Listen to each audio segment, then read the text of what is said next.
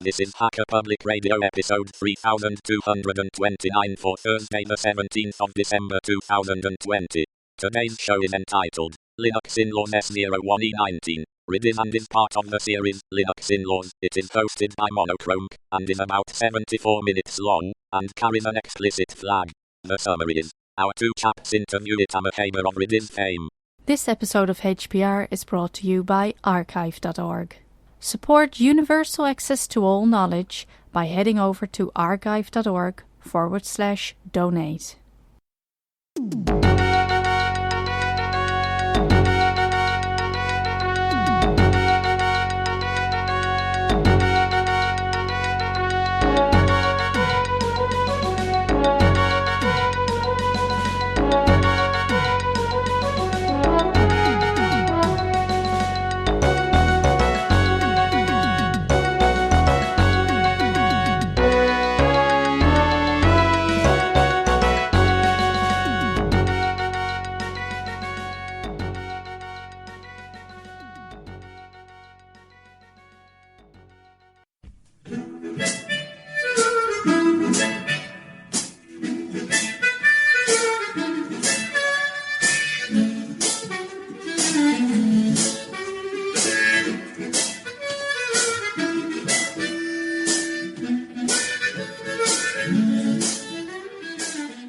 This is Linux Inlaws, a podcast on topics around free and open source software, any associated contraband, communism, the revolution in general, and whatever else fancies your tickle.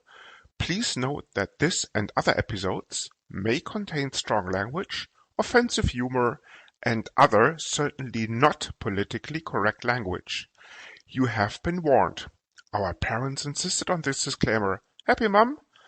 Thus, the content is not suitable for consumption in the workplace, especially when played back on a speaker in an open plan office or similar environments.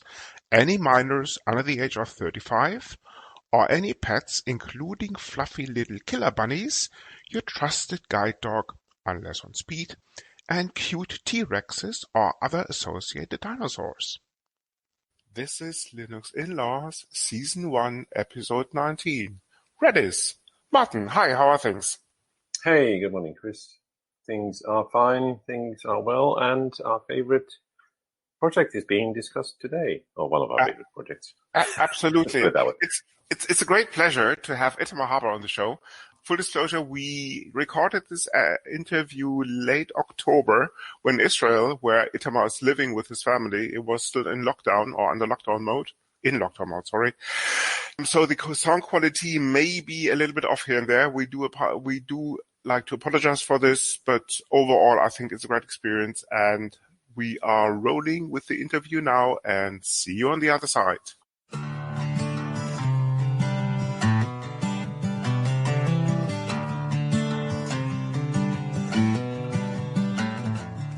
This is our featured speaker for tonight, a gentleman called by the name of Itamar Haber. But enough from me. Itamar, why don't you introduce yourself? Thank you, Christoph, and thank you, Martin, for inviting me to this wonderful, lovely podcast. I'll stop talking like you now and resume my normal voice. My name is Itamar Haber. I'm a software developer in origin, I guess I can call myself that. But it's been a long time since I seriously developed software. One would argue whether I even actually did that in the past.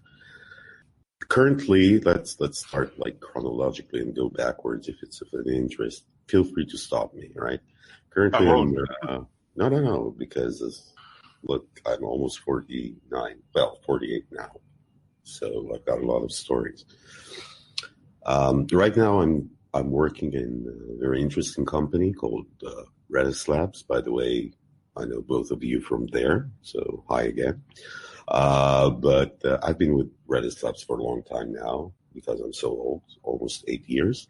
Redis, for those of you who don't know it, is an open source project, which is something I think we're here to talk about. So I won't talk about it just now. I'll continue with my introduction about myself. in Redis Labs or at Redis Labs, I've done a lot of things. I was like the 10th employee or something in the company. So I had a lot of hats, but I've always been passionate about developers and interacting with developers and basically making an open source project, really open source, not just in the sense of the source, but in the sense of openness. Before that, I dabbed a lot with other databases, mainly SQL-ish ones. Redis is my first real foray into NoSQL land, but I've done the regular batch of Oracle, MySQL, MSSQL, and even in Informix at one time. I have diplomas for all of these, like real certificates somewhere on real paper. Before doing a lot of DBA work and database-related development, I was basically an app programmer, and I started that like when I was around 16, pretty young. I was working at my mother's and father's software development house. And even before that, I used to try and hack or be a hacker or programmer or developer or something. Was always fascinated by the blinking lights and the zeros and ones. And I actually have an anecdote if there's time for that. Absolutely. I can actually tell you, I remember why I became a programmer or a developer, what was the main driver.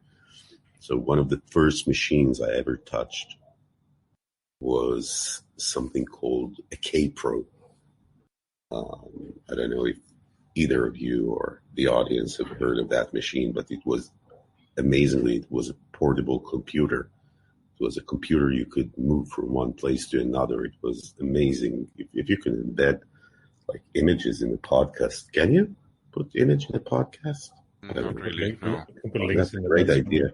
We can put links into show notes, yes. Yeah, well, maybe we need a link to an image of K-Pro, but it was basically this huge suitcase made out of steel filled with expensive electronics. You had to be like very muscular to move it around, but it was portable. It has this tiny CRT screen in it. It had its own keyboard, a floppy drive, and it had an amazing operating system called CP/M. That's CP/M. If you don't know what I mean. I know it quite well, actually. Yeah. And it came with a game. So the WordPress could also list the files in a directory or something. But there was a single game. It was called Letters. It was some kind of a King Kong clone, all done in ASCII, of course, no graphics. And after playing that game, I was fascinated by it, and I decided to reverse engineer it. So I went to the command prompt, and the file name was letters.com. So I tried doing type, I think was the command, to see what's inside it. Type letters.com. My screen, the tiny screen, immediately filled with garbage plus beeping sounds, which I later learned are control Gs. And I spent hours looking at that, trying to understand how from this pile of mess the computer makes a game. I could not read binary for some reason, so I took a more cautionary approach and learned BASIC, and then Pascal and assembler and the entire goodness.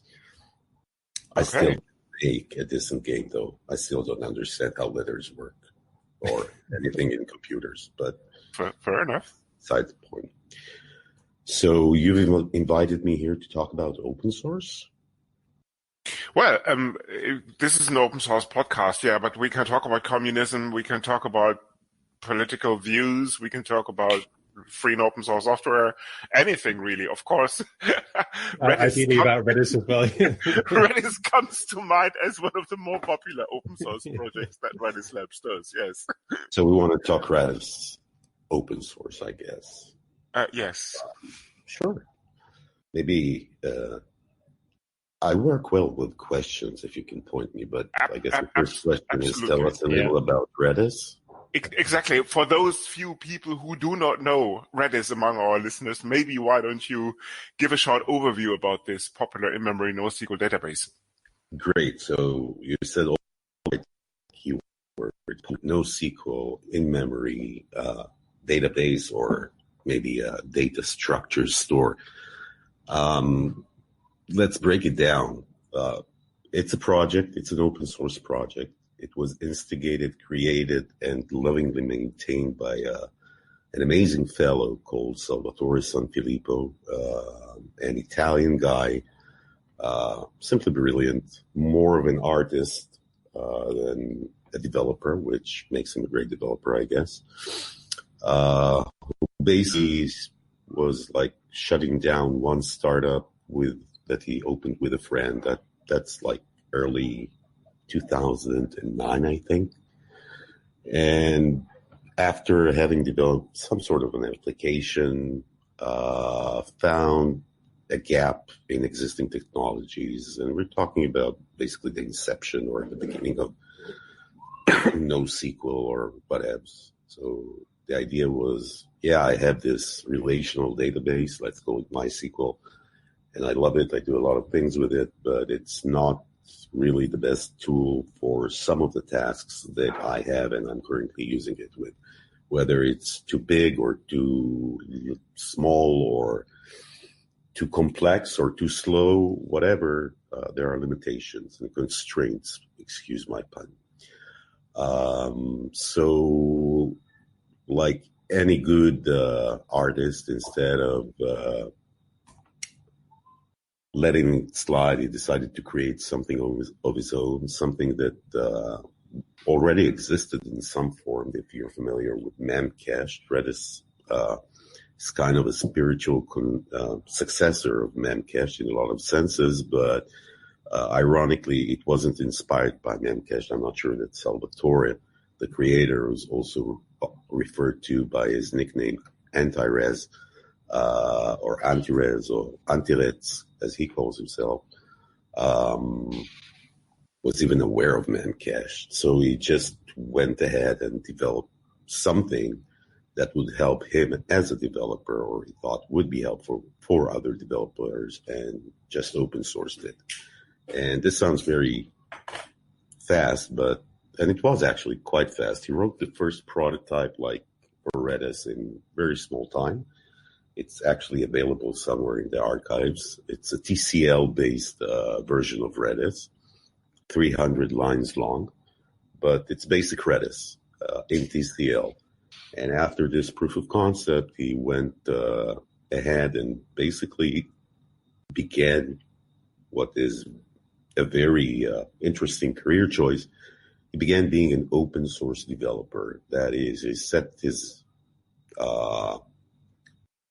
ass down, excuse my French, and without being paid for it. He wasn't employed at the time. His company was closed. He wasn't sponsored or anything. Just sat down and started coding in C of all languages, because C is the programming language of system software, and Redis as a database server is considered system software.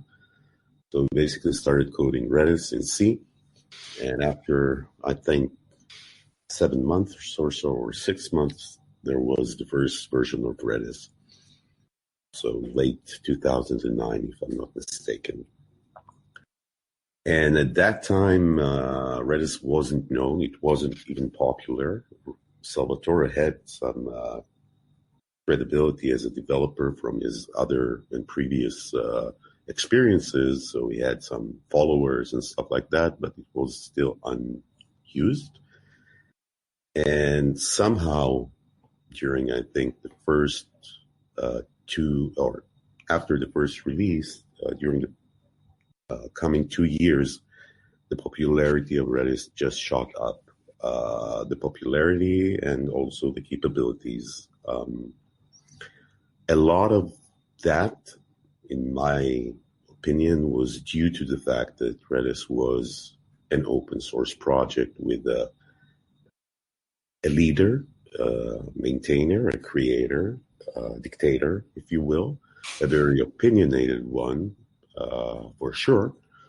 but a very benevolent one also, because he understood, and still does, I guess, we're talking in past tense, but Salvatore was a developer and is a developer, so he understands what is the user experience one needs from a tool like Redis. But on the other hand, he also knew how to talk to other developers, which is not less important. So he got feedback from people. He talked with people. He exchanged ideas, whether the project used to be hosted. Right now it's on GitHub, but it used to be hosted on Google Code. There was this product by Google, which was shut down like so many others. The development was transparent in the sense that he did the development, but did consult with people and did take their feedbacks. And Redis grew sort of organically by the people who used it. And I think this type of interaction is what I find perhaps the top reason to do open source development. The fact that not just the many eyes concept that people can go and, I don't know, read your code or do code reviews and blame you on the bugs that you do, but it's more open and more, I feel, private and intimate to develop products like that. Of course, sure, you can build a great product with product managers and surveys and feedbacks and marketing. That's like a top-down approach. But for some stuff, I don't know exactly what perhaps, but some stuff benefits from this kind of guerrilla-like, we're huddling around a repo, we're discussing this together, likely-minded people working on the core thing, and then it's becoming sort of a rolling snowball that just grows and more people join. And then the challenge is, of course, how do you maintain and grow and nourish an ever-growing community of users, not necessarily of developers, which is another hassle, I guess, or another challenge. Where was I? What was I talking about? Redis, sure. So Salvatore was kind of the living spirit, and it still is, I guess, in many people's eyes, the living spirit for Redis. He got sponsored eventually. His effort did not go unnoticed, so he was sponsored. Someone picked up the tab, so at some point, Redis did start becoming his profession. He didn't just do it pro bono, but I assure you that he didn't do it for the money. He did it because he believed in it, and sponsorship was just like a symptom or a byproduct. His first sponsor, incidentally, was a nice company called, I think, VMware, now a part of EMC, or maybe Dell, or I don't know what. But at that time, VMC started sponsoring a lot of open source projects, and Redis was one of them. Later on, VMware purchased Pivotal Labs and basically rolled all the open source sponsorships to it. So Pivotal Labs also inherited Salvatore and Redis, and they tried to grow with him and see if they can help him. And at another, like this was, I guess, I don't remember the dates. Maybe we need to include a timeline. But I think around 2015, to Redis Labs. I know it's the company I work at. I'm proud of it, but seriously, it was the only logical move. Redis Labs has grown, and I'm not going to discuss the history of the company, but it's grown and proved itself to be the Redis expert company. We were working on Redis and with Redis all the time, and Salvatore recognized this and joined forces with us. And basically from 2015, Salvatore is working at Redis Labs, and we're working together on making Redis, and I would dare say in the most effective way since the beginning, because at the beginning it was a lot of hacking, it was a lot of innovation, but as the product matures and as the features got added and implemented, right now it's more about maturity and robustness and making completions and fine-tuning optimizations and still making sure that it's the fastest database out there. Yeah, so it's a great introduction to Redis, Itamar. I was at EMC back in the day when I think Salvatore joined, and we were all wondering, it's kind of, what was actually, he was VMware sponsored him, right? And I was on the EMC arm, but obviously, they both joined, and and we were all wondering, it's kind of, what are we going to do with this Redis? So another question on your great introduction is really, how did you become involved with Redis itself, right? Was that purely a career choice or a love for what you saw Salvatore doing? Because I think in your introduction you mentioned you have a very much a SQL-like background, and obviously Redis is a NoSQL database. So was that a conscious choice or a career move? How would you describe that scenario? So I've always wanted to be a mermaid. Not a unicorn. Well, now I'm a unicorn, yeah. No, I wanted to be, I wanted to be a doctor. Okay. A physician, not just like a doctor, but an actual physician, maybe well, never mind my fetishes. Anyway, some sort of like people caretaker in the medical sense, greatly inspired by my grandfather, who was a pediatrician. That said, I never amounted to anything, so I wasn't accepted to any medical school. And I picked computing as like a side career just because I was good at it and it was sort of a hobby, right? And here I find myself still doing that as a career. Redis itself was life for me, just rolling between, I was between jobs when I met Iftach, the founder of Redis. Or actually, I met him in my previous role in my previous company, from which I actually knew a little about Redis. I'll explain. The previous company I used to work for was called Z-Round. That's with an X, so XE in the word round. I also spent considerable time there, and what we did there was basically trying to build a company. The core technology that the company developed was, I'm going to unveil a very new concept, was an in-memory NoSQL, although we didn't call it NoSQL because the word did not exist. So an in-memory NoSQL database. It wasn't open source.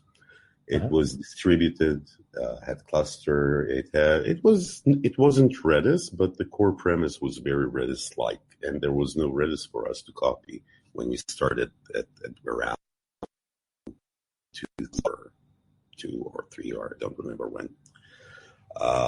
So actually from my previous company, I knew a little about Redis. We were actually considering whether we want to ditch our core technology and start adopting something that's more standard. And I met with Iftach here in the local Israeli pond, I remember it was some kind of conference. We exchanged contact details. Later on, Z-Round started like pivoting again without going into the details. I left them and joined Iftach and Ofer at Redis Labs. At that time, they were called Karancha Data. Being one of the first employees and the only employees that were there, besides the 2 founders, were almost exclusively developers, very technical, besides the one QA guy alone. I had a lot of gaps to fill there. I felt like there are a lot of gaps or a lot of challenges that I can step up to. My formal role, I had like formal roles, some doing customer support, doing the blog and website, doing like a bucket of alls. But what drew me, given my passions and past experiences, even in open source, in which I dabbed before, specifically in Slackware Linux, my passion drew me to actually dig in deeper and see what's happening. It helped me with my official and formal responsibilities, in the sense that getting to know the project was beneficial to the company and myself, even supporting customers, of course. But I also really enjoyed making sense not only of the technology, the best way to learn if a user asks me whether I'm sitting as a support engineer or talking about Redis, and someone asks me a question about Redis to which I don't have an answer, the best way for me is to actually go and read the code. And this is what I did. Now, reading the code, because the code is available and because the code is open source, leads you to the next logical step, which is to submit a pull request because you found a typo in one of the comments. That's basically the first thing you do as you step into the community. You make a PR because you found a typo, which is, by the way, very nagging to maintainers, I guess. But you don't know that at that point. After seeing that the code is actually out there and that I can do whatever I want with it, I started looking more into who are the people there. I learned about the creatore, Salvatore, and I learned about the other community members from the different communication channels that the project offered, mainly the GitHub, the mailing list, an IRC channel, and Twitter.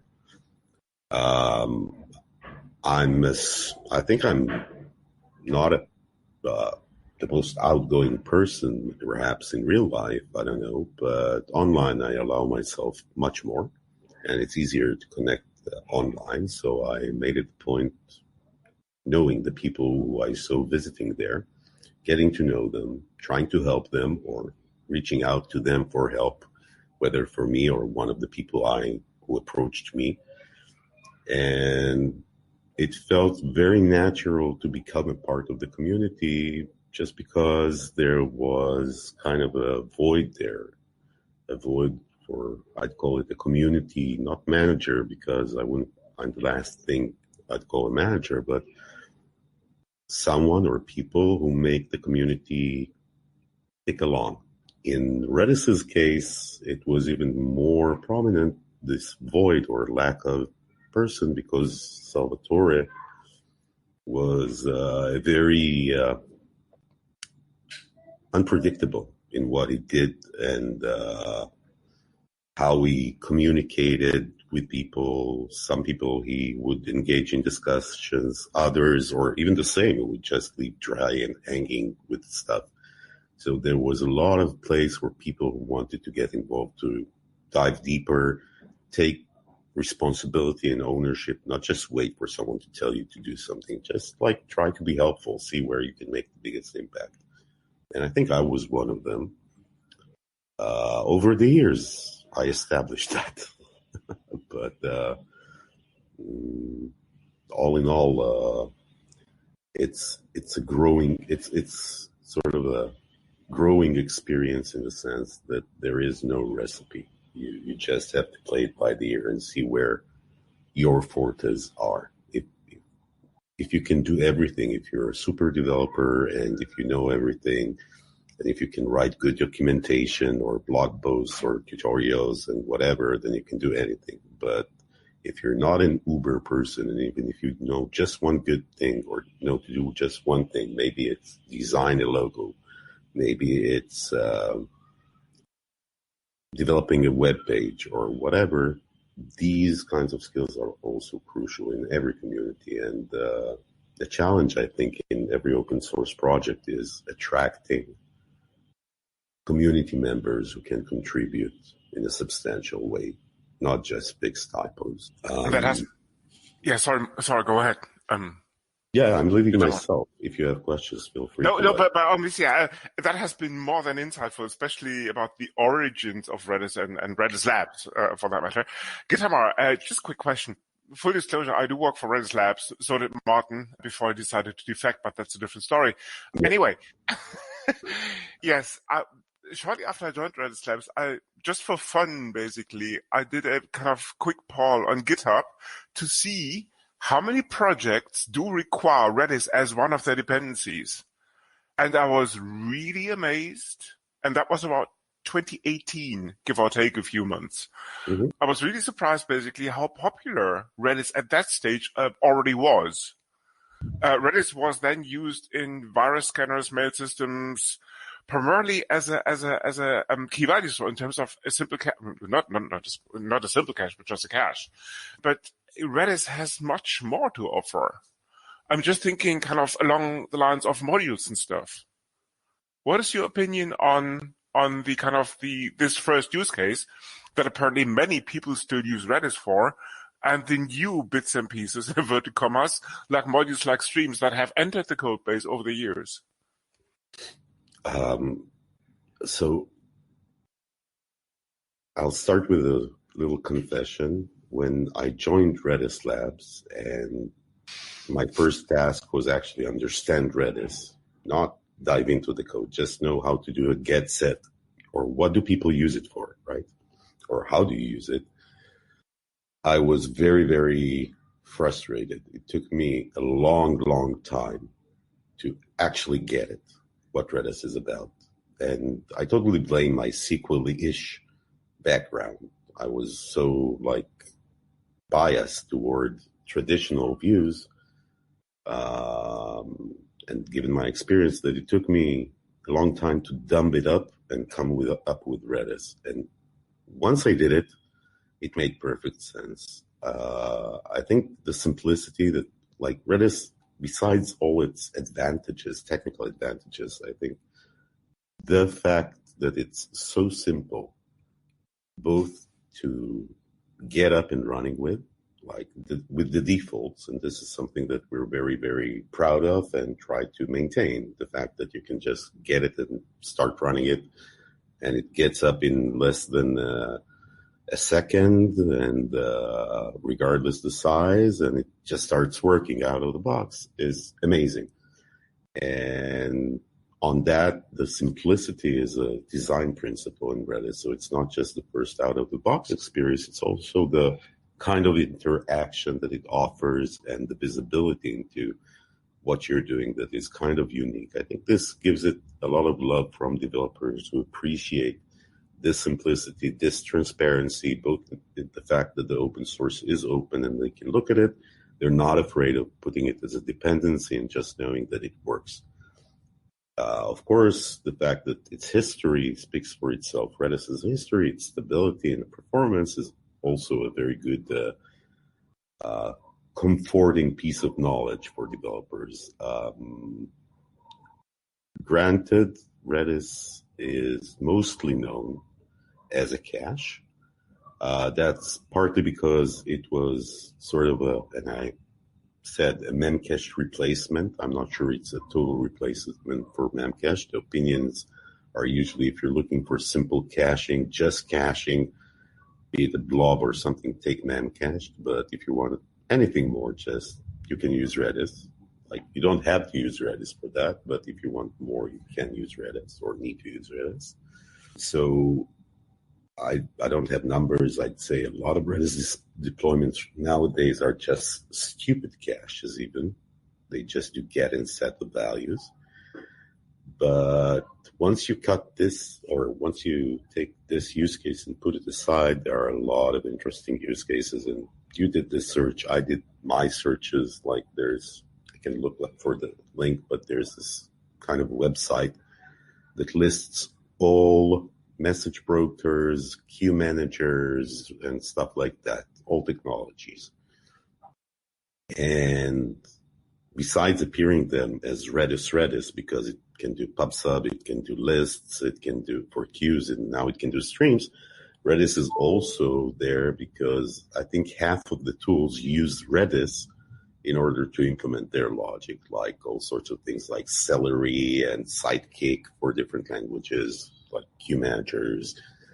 So it's not surprising to see Redis so widely used because it really offers, and it always has, and hopefully always will continue to offer the basic building blocks or the basic data structures, if you will, to build applications, not just any old application, but basically distributed, scalable, high-performance applications. Redis is a mandatory infrastructure for this type of application. I'd say the fact that it's very generic and gives you these like, there's this analogy of Lego blocks or building blocks that we use sometimes, gives you the building blocks to implement easily distributed logic. Now let's talk about modules. Modules is a big thing. It's a big thing because there's so much to it. We, Redis Labs, and personally I, or myself, or me, I don't know, one of us, were the proponents or instigators for modules in Redis. We really, when Salvatore joined us, one of the first things we did was to sit down with him. We actually brought him to the home office in Tel Aviv, where all of us developers were sitting. And one of the biggest things we talked about was modules, which isn't like a new idea. It's, if you look at modules in Redis, you can see that in the first version of Redis, where Salvatore sent the email about announcing the thing, version 1, at the bottom he said, and in the future I would like to see modules in it and all sorts of things. So like 5 or 6 years later, it actually came to fruition. The thing about modules that one needs to understand is why modules are needed. There's this lovely project which I think I've mentioned. It's called Redis. It's an open source project. It used to be led only by Salvatore. By the way, there was a transition in the governance of the project we may want to touch upon later. But basically, Salvatore was the dictator or the benevolent dictator there. And if I had a contribution to Redis that isn't a typo fix and isn't a bug fix even, but maybe a new feature or a sub-feature that I thought people would really need, and I definitely needed for my application, I had, I think, 3 choices. I could go to Redis's repository and make a pull request. And the likelihood of that being accepted was almost zero, because there are a lot of pull requests. Not all of them get reviewed or got reviewed, and not all of them get accepted. So I could perhaps try and code it using Lua in Redis or in my client, which is a sucky solution sometimes. And the last option I had to have my little feature in Redis is to actually fork Redis and start maintaining my own fork, backporting with every release, porting my feature to it and so forth. All options were very bad. Now, when you discuss a small feature like a new command, or not even a new command, but a variant on a command that filters something or does something better or adds something, you could argue that you could still do it in Lua or in the client. When it comes to much bigger things, it's very hard to do it client-side and with Lua. For example, not that there's a module for that, but I can give an example. In Redis, I don't remember the version, sorry, my memory is failing, but in one version of Redis, Salvatore introduced what's called as geospatial indices, which is basically a way to store geohashes in Redis and query them. I wanted to explore the idea of using geohashes for other stuff, not just the functionality that Redis offered, and tried to create a sort of a Lua library that extends Redis with more commands, like maybe a polygon search which is a very complex example, but other examples are simpler. The problem with that was that it was very hard to develop, but apart from that, and use, but apart from that, it wasn't performant. So here you have Redis, an in-memory, kick-ass, blazing fast database, and anything you want to add to it becomes a very slow experience, which is bad. So we wanted, or I think this was a request from the community, largely represented by Redis Labs, but also from other people, to have a way to extend Redis, still maintain the same benefits of stability and performance, without having to clone Redis. And there were a few technical hurdles to go over. The biggest hurdle from Salvatore's perspective was, there were two hurdles, actually. One, which we haven't solved, is stability. Basically, a module is user-land code, so anything goes. We can't assure the stability of Redis when someone is using a module, so you have to use modules from a well-known source, not just any old module.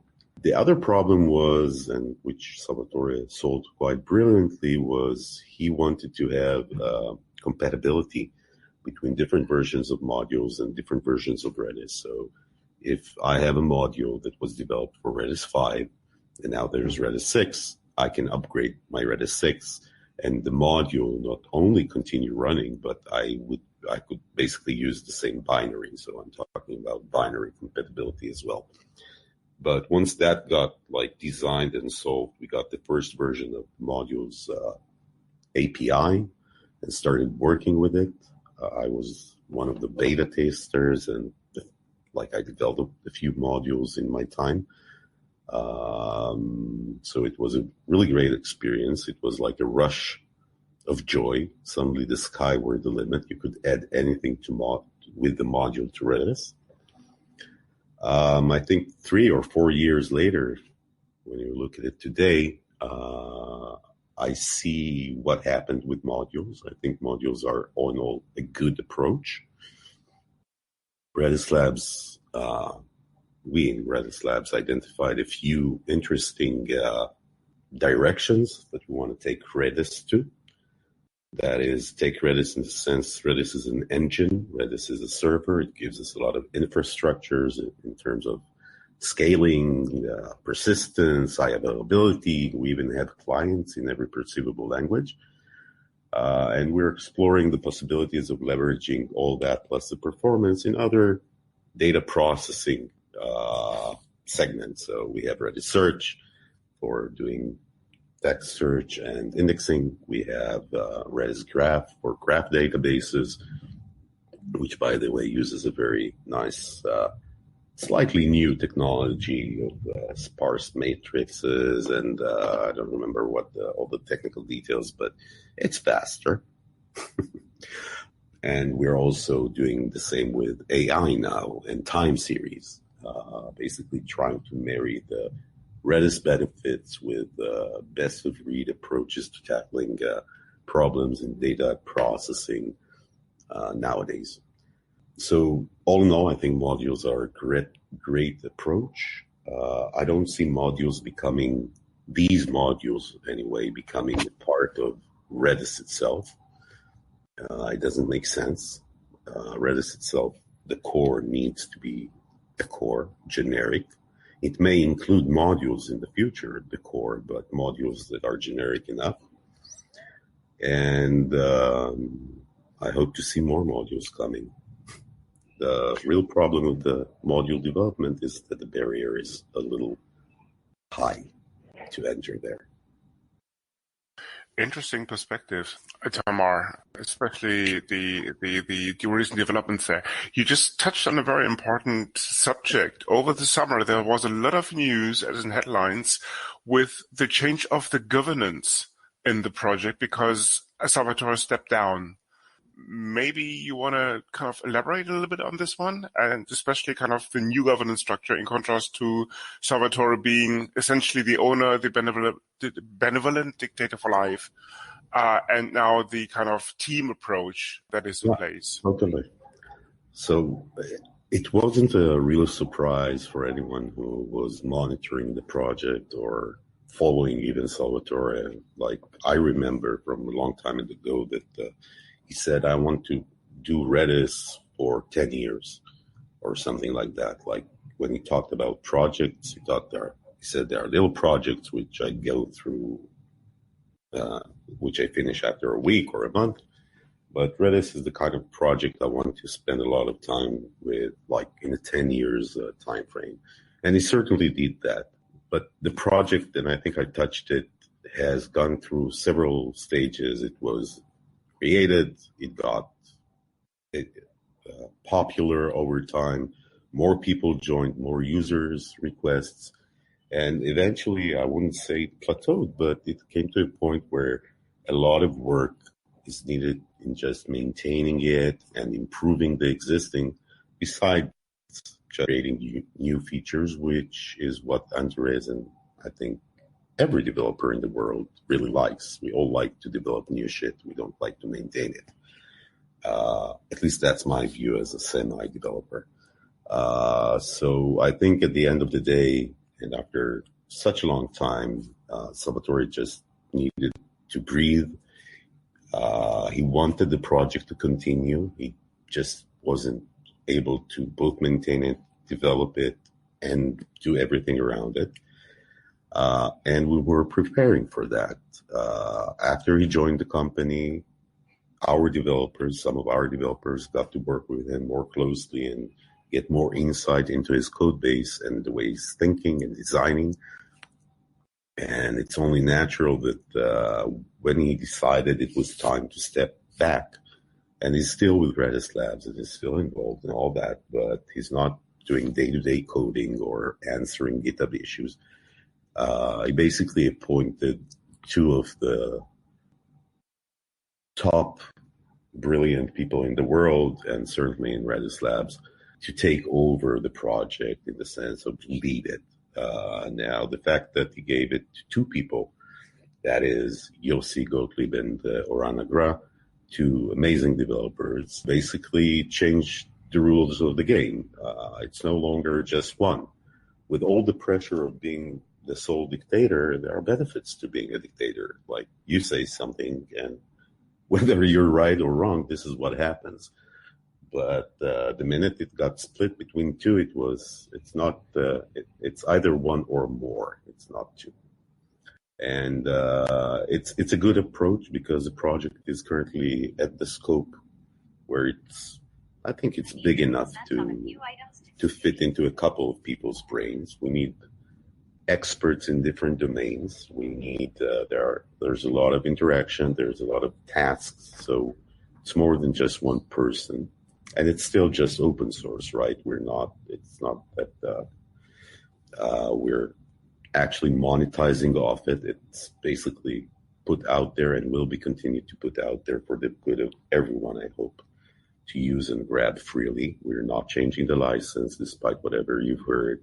It's always going to be free, BSD3. So basically, once we've changed the governance from a single person to multiple, the next logical step was to expand this and leverage on the existing community that we know Redis has.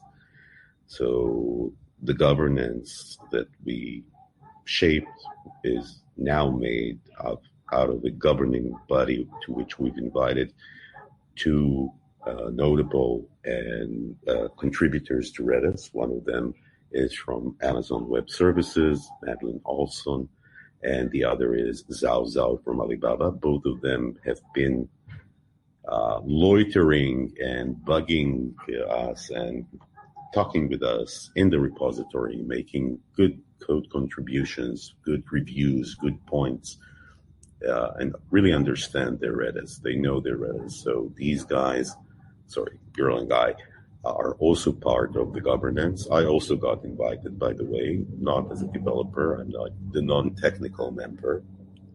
And right now we have this body of 5 people who share the load of maintaining and taking care of the Redis project. It may seem like a huge jump from one person in charge of the project to 5, but in reality, it's a big challenge because Salvatore wrote the entire thing almost, or 90% or 95% of the thing, so he was aware of what he did. It's more like revealing what happened or studying areas in the code base that we don't really know. He had the entire code base basically in his head, whereas we have to go back and study it. But there's also a lot of backlog, if you will, in the project, things that we feel have been neglected and we'd like to clean the table. We want to be, one of the goals of our governing body is to be more open and more accepting, not in the sense that he wasn't, but we want to encourage people to contribute to Redis. We don't see ourselves as the sole developers of Redis.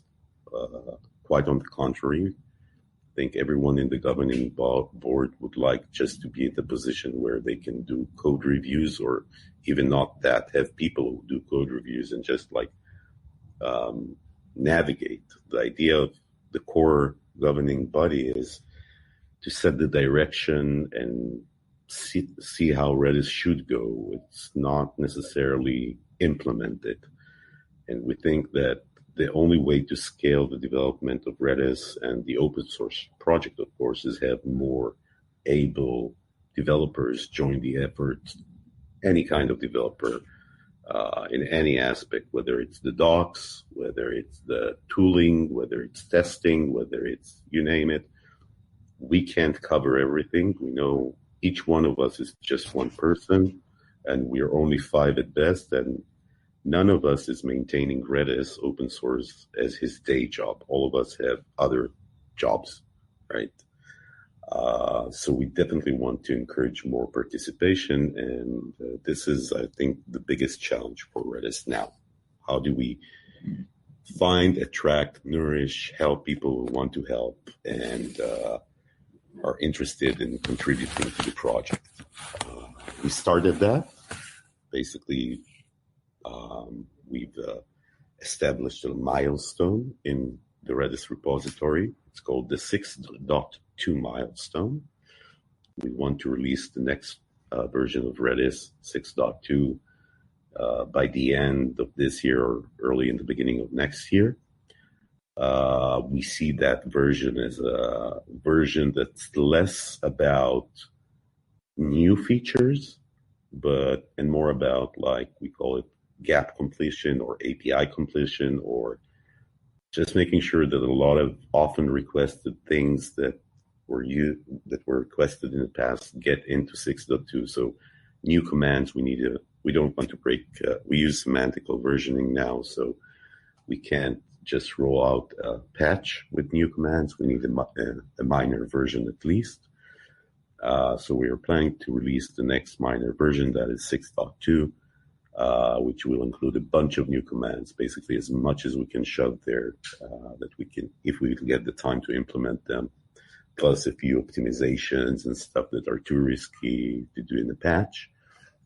But the milestone as is, I hope most of the things will get into Redis 6.2, but it's depending on assistance from the community. Even if all of us could work on it, I'm not sure we'll get to the bottom of the pile of features and stuff we need to do there. So this is the next test, or the next challenge for us, I think, as a governing body of Redis. See how we can make the project development stickier and more compelling to people to just join and start helping pick a feature or pick an issue and start coding with our guidance, of course, but we want people to be independent and we're looking for help. Okay, I understand. So it sounds like Salvatore did the bulk of the work in the past, and since the transition, how have you seen, I guess, new contributors taking on that as you are kind of looking for to contribute to this? Have you seen, how would you describe that uptake so far? I understand you're looking for more, but... all in all, I think we're doing really well. Or maybe you need to edit that out because I don't want people to think we're doing too well. It's a gradual process, all right? It takes time to bootstrap that. It takes time to get into the rhythm. It takes time to get the message out. It's not an instant powder that you can mix in a cup of water and just drink it. That said, I think it's going great, both because the core team is really stepping up for it.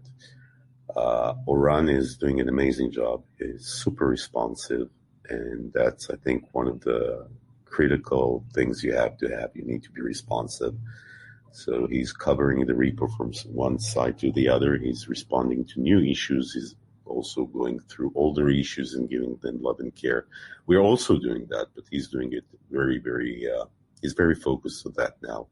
And I see the return on the investment immediately, because even people who almost lost hope because their PR is collecting dust and rotting for years, just having someone go there to their PR, give a nudge, maybe give a few pointers, and showing the willingness does a lot of good. That said, we also started a new team, or I don't know how to call it, but another team called Redis contributors, not just the core developers, but Redis contributors. These are developers who we think are promising and are interested. So they have more privileges in the repo. They can do triage for issues. We sometimes ask them to do specific tasks if we have, or they can pick specific tasks. So we have two developers in the repo in this group now, and they're helping us a lot. So again, these are all exponential. Like, how do you measure a growth from 0 to 1, or from 0 to 2, or 1 to 5? These are like scales, but it's still baby steps, and we're doing it we're taking it slow on purpose. We don't just want to open everything and start everything. We want to see how it works and make sure that we can support that. That said, we want to continue. We need to increase the volume and the velocity, because at the end, it's a win-win situation. The more people who contribute, the more everyone benefits. That has been more than interesting, Itamar. Given the fact that we are almost kind of on top of the hour, I think the final question would be from me: where do you see the future of the project going forward now, with the new governance structure in place and the road ahead? It's a great question. So, yeah, we actually did some preliminary work to identify, explore, brainstorm on where could we go next. The good news is there are a lot of directions we could go. There are, without naming them, features and capabilities that we think people will enjoy using in Redis, whether they are based on streams. One of the tasks, for example, or one of the things I'd like to see in the future is what we dubbed as Streams version 2. Streams is a great data structure, by the way, introduced like a couple of years ago. We already see people using it, but we feel that it could be even more awesome. So Streams version 2, which will offer some convenience tools, sure, but also a better way to consume streams, especially in large deployments.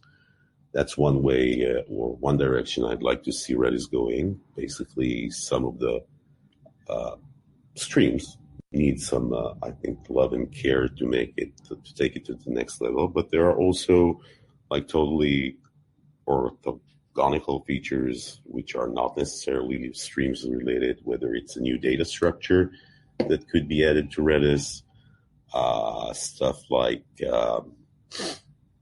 one of the most requested features in Redis is the ability to expire elements inside a hash, or any nested data type for that matter.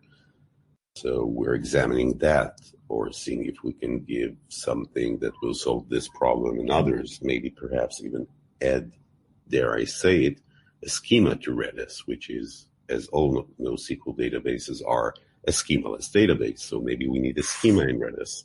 Oh yeah, totally. And that's just like the least tricky. There are lots of talks, there are lots of ideas, each with its own merits, its own challenges, but and we're still evaluating them, right? We're trying to listen to everyone, both Redis Labs customers, AWS customers, Alibaba customers. We now have like a very broad view of Redis users in that sense.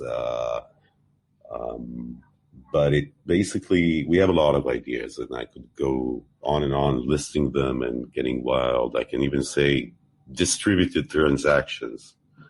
But all of these ideas, whether good or bad, are definitely major tasks, and which brings me back to my previous points. I don't think anything substantial is going to happen without the governing body setting the direction, that is, establishing a roadmap or a wish list of sorts. This is what we want, and this is basically what we're doing with the milestone, and we're planning to make it even more visible and explain what we want. And on the other hand, other people helping the project to do it, because the fact that I say that I want feature X does not mean that I can do it or that I have the time to do it. And this is open source. I can say until tomorrow I want it, but until someone does it, it won't happen. So it all boils down to the community aspect here. Yeah, that's a good one. I hadn't picked up upon the requirement to expire parts of hashes before. That's not something that I've had anybody ask for myself. But yeah, that's absolutely a good one. And I can't understand. Maybe you can explain it to me. Like, I know that the feature exists, and I can guess why some people would want to make this feature or want to have this feature, especially given that Redis can expire keys but not nested elements. But I can't, for the life of me, I find it very hard to find the right use case or use cases for that. That is, expire certain fields in a hash. Why not expire the entire hash? Yeah, exactly. Yeah, I would agree with that. It's a tricky one. Like, if there was a good use case, a compelling use case, it would be much easier to push this forward. But it's a tricky thing to implement. It's a trade-off, right? So you either pay performance and accuracy or memory or both. But in order to make that sacrifice, I need a good excuse, and I just can't find it. So this is kind of on our wish lists. Other things are granted much more urgent and important, I guess, but still require significant effort. Yeah, no, I like the fact that you're expanding on streams as well. That's one of my favorite data types, definitely in Redis. Yeah, but that's something on the list as well. It's not that you have set your goals, as in for Redis 7, we want to achieve X, Y, and Z as such. It's more of a evaluation process at the moment. So we currently put it on the sort of, we call it the 6.2 and next year wish list, which is kind of leading to Redis 7. Streams version 2 is on that list, which is semi-public and soon will be very public. For Streams specifically, it requires a big effort because there are a few missing commands, if you will, like people asked for a command that does this or that, and a few missing ideas, but we feel that we need someone or some buddies need to take like a few minutes to sit and see the entire picture, not just go and sporadically add a command that will be out of sync of the entire effort. Like, so in that sense, it's a bigger effort than just like adding a simple command to, I don't know, to a age get set, for example. And yeah, I think one of the things we're missing is our users, our community, both in help, but also in inputs. I'd love to have like people who are using streams feel very comfortable to come somewhere to the developers, because before that, everyone who knew Redis or was interested in Redis's development knew who Salvatore was. So they'd grab him on Twitter or maybe meet him in a conference when, you remember when the times we had conferences, right? You'd hang out. Yeah. Yes. Yeah. Nowadays, A while ago, but yeah. So nowadays, we don't have Salvatore to collect the feedbacks. We don't have conferences, at least now. And even if we had, I don't see us going to conferences. Like, the developers are more interested in developing, not going to conferences. So I think another thing is collecting feedbacks, not just from the repository, from people opening an issue. Just like, how do you use it? What else do you want from it? What would make your life easier? Sort of thing. But maybe listening to this podcast will help people to come forward. Okay, this brings us pretty much to the end of this episode. And Itamar, that has been more than interesting, especially the historic bits, the future bits, so to speak. And it has put certainly for me a different perspective on one of the most popular NoSQL projects, I suppose. Any parting thoughts, Itamar, before we round this off? I just want to wish everyone here, Martin, Chris, and our listeners, live long and prosper. Indeed. excellent. And with that welcome farewell, Itamar, we would like to... You should see my hand. Okay. We don't have video. Itamar, thank you very much for all of your insights and for a great show. Martin? Yeah, nice one. Very, very good to talk to you. One of my favorite subjects. So, yeah, it's a pleasure. And looking forward to having you on the show once again in the future.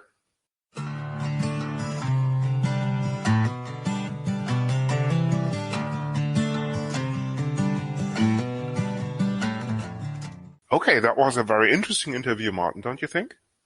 It was. He's certainly a good speaker, isn't he? But then you'll find him talking at many Redis conferences as well. That's true. By the way, full disclosure, we both used to work with Itamar at Redis Labs before Martin what happened? What happened? Did you leave? Yeah, no. Martin decided to defect to another company this year, and he's now looking after some GPU database swindle or something like this. I don't know. Anyway,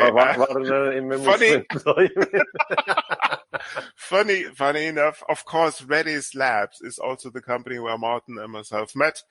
You could actually push it that far and say that actually Redis Labs is, unknown to many, the breeding ground for something called Linux Inlaws. It is. Redis Labs plus a certain amount of beer, perhaps. Yes, in a Prague establishment that shall go unnamed for the time being. Good plan. Okay, onto the boxes, Martin. What do you have this week? Boxes. I have had zero time. I have some anti-boxes, which is I have one anti-box, which is Windows. Let's get into this during the next episode, which is about 2 hours long.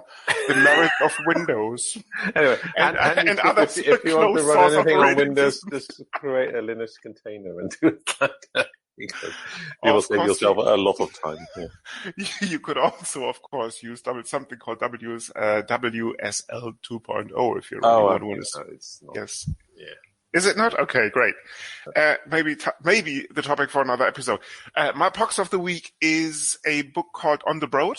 It's a satire, whatever you want to call it, a parody of the original Jack Kerouac Kerouac book, On the Road, and it's just absolutely recommendable in terms of where Kerouac originally is way too serious. This book, written by, let me double check, Mike Lecher. Yes, Mike Lecher. You'll find the link in the show notes. Basically, seriously takes the piss at On the Road. It's essentially the original story set in modern times, not a gang of people coming back from the war, but rather on the road between university gigs. If you're in for a laugh, if you're into a good parody, don't miss this book. That's my box of the week. Very good. And now onto your anti-pox, which is of course Windows, but we already talked about this. Yes. Do we want to talk about some more? Or? I think it has been said enough about Windows and other operating systems. Just don't try and run anything on there that's not originated from Windows. Just out of curiosity, I've tried WSI before, but that was still with version 1. Version 2.0 hasn't improved, because what they apparently did is they put a full-blown kernel into Windows rather than this emulation layer. Well, if you're going to run Windows and you need Ubuntu or any other Linux distro, just do a dual boot. That would be my recommendation. So, what is the point of this WSL? I've tried it a bit, and it's just messy, clunky, and pointless. Okay, my anti-pox would. Do I have an anti-pox this week? I reckon it's still. Well, actually, last week it was Biden. Sorry, last episode it was Biden. Let's make it Trump this episode, because he's still hanging on. We're recording this this epilogue on, what is it now, the 19th. The 19th. Thank you, Martin. So Trump is still hanging on or clinging on to what probably is lost hope at this very point in time, I suppose. Trump, if you're listening to this, get alive, get out of the White House. That would be my recommendation. Yeah. And with that, of course, we have to tease, man. We have to tease the next episode. 20? That is the famous Christmas/New Year episode, which is funny enough. Which is funny enough. Season 1, episode 20, will be a Christmas/New Year special. Indeed. Where we will talk about things past, things present, and things future. So if you're interested in the future, for those few listeners who are, please make sure to check this out. And of course, make sure that you have 8 hours spare time. That's short. I thought we were targeting more like 20 hours or something. Maybe we can split this up into, like we did with the B-sides, a main episode, and then, of course, the extended rerun going for more like a day or two. Okay, and of course, another teaser. There will be a special episode of The Dark Side, as in tech support. Say no more, because we're still working on the details somewhat, so stay tuned. And don't forget Christmas by any chance. Say again? Does it feature Father Christmas by any chance? Well, I cannot reveal too much, so just stay tuned. This episode is targeted for 31st of December. It will be, of course, on HPR, like all our shows are, apart from the B-sides. So stay tuned, and looking forward to another Christmas. No, not another Christmas special. Looking forward to this special Christmas episode. And of course, you, dear listeners, see you then and there. This is the Linux Inlaws. You come for the knowledge, but stay for the madness. Thank you for listening. This podcast is licensed under the latest version of the Creative Commons license, type attribution share alike.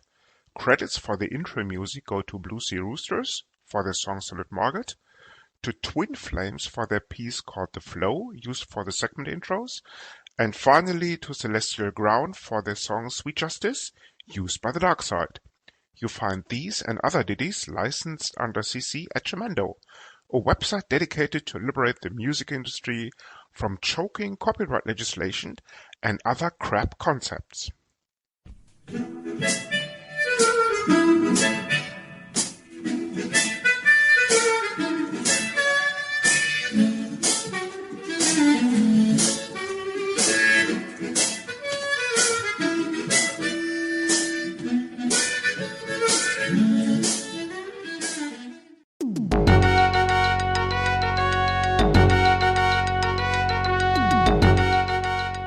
You've been listening to Hacker Public Radio at hackerpublicradio.org. We are a community podcast network that releases shows every weekday, Monday through Friday. Today's show, like all our shows, was contributed by an HPR listener like yourself. If you ever thought of recording a podcast, then click on our contribute link to find out how easy it really is. Hacker Public Radio was founded by the Digital Dog Pound and the Infonomicon Computer Club and is part of the binary revolution at binrev.com. If you have comments on today's show, please email the host directly, leave a comment on the website, or record a follow-up episode yourself. Unless otherwise stated, today's show is released under a Creative Commons Attribution Share Alike 3.0 license.